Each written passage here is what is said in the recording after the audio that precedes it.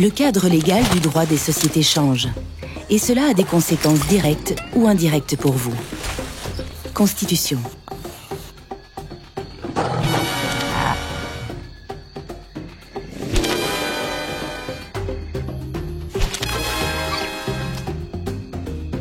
Lors de la constitution d'une société, le ou les associés doivent effectuer un apport.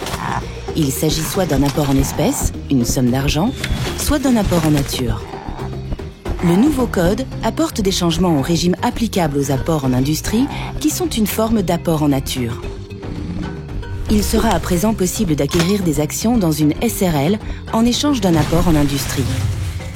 Les règles relatives au quasi-apport seront encore applicables aux SA, mais ne s'appliqueront probablement pas aux futures SRL.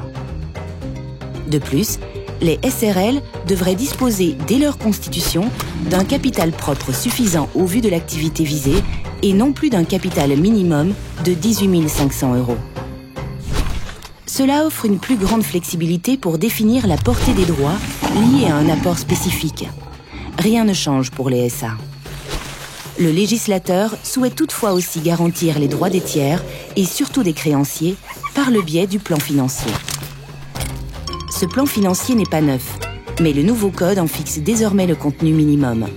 Il protège aussi bien les créanciers que les fondateurs, notamment en cas de faillite de la société. Il incite les fondateurs à réfléchir préalablement à la constitution de la société, aux moyens et aux activités escomptées par la société. Le plan financier reste toutefois confidentiel. Depuis le 1er mai, les sociétés avec un objet civil peuvent également être déclarées en faillite. Cela rend dès lors le plan financier bien plus important pour ces sociétés également. Les règles relatives à la libération du capital restent d'application, mais pour la SRL, les apports doivent à présent être intégralement libérés et non plus à concurrence de 6 200 € minimum, sauf si l'acte constitutif y déroge. Si vous voulez savoir ce que les changements du droit des sociétés signifient pour vous et votre entreprise, n'hésitez pas à contacter l'un de nos experts.